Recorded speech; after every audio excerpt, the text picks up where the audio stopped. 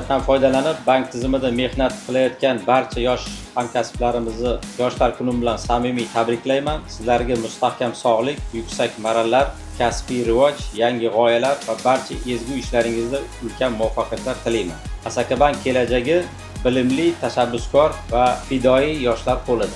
Yoshlar kuni munosabati bilan samimiy muborakbod etaman.